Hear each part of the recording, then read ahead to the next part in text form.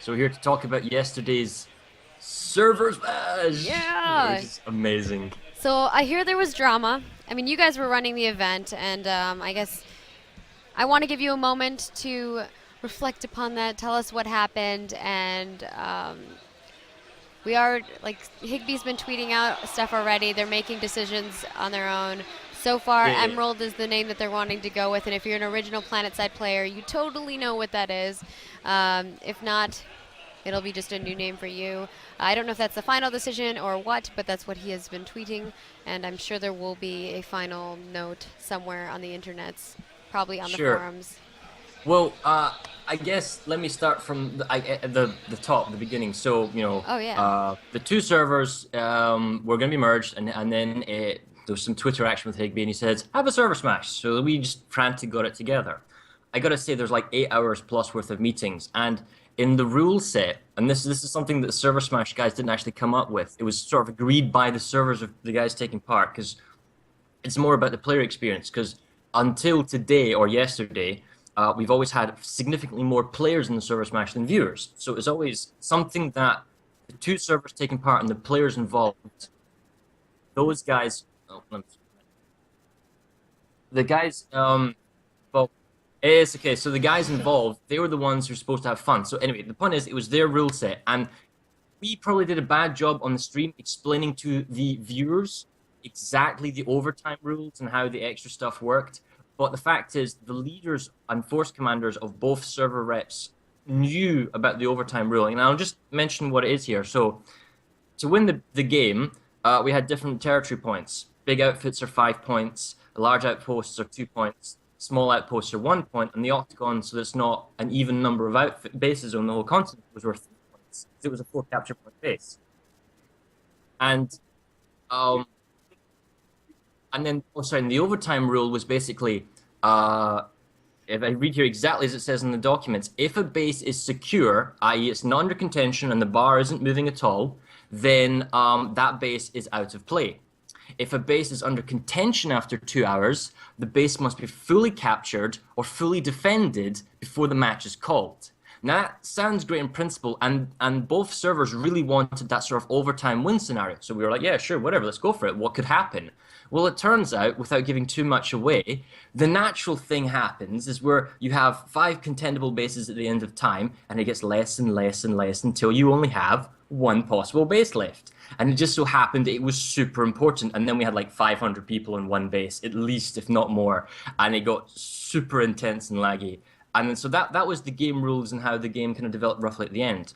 The drama, however, happened when originally the game went well and the game call at the end was correct, but a certain member of the server smash staff got his maths slightly wrong, just by 1 point, and that caused a lot of drama for about half an hour as we were figuring out what is the actual end result here, because the map was constantly evolving. We had to go back and check the previous videos, see exactly what the scenario was, how it was at the end, what the points added up to, and it was like, oh, was it Watterson? Was it Watterson? Or was, oh my God, this is nightmare. And then we finally got it figured out. We got definitive proof, and then we made it available. But that was half an hour after the stream ended, and then there was just chaos everywhere. And then Higby was like, "Yeah, let's just go with Emerald," and everyone else was like, "Yeah, Emerald sounds pretty okay." So that's it in a nutshell. So I mean, if anyone wants to ask me questions or the server smash questions, by all means, ask us.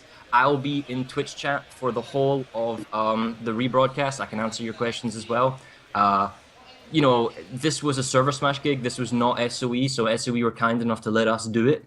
But at the end of the day, this was a server smash thing, and we did make a slight mistake at the end, and that caused a lot of drama. So I mean, that's our bad, and we apologize. But I think that's a bit of Maggie, unless you want to ask me anything specifically. Oh no, I think that's pretty much it. I wanted you to give your side of the story because I heard that there was like a lot of issues, people, drama.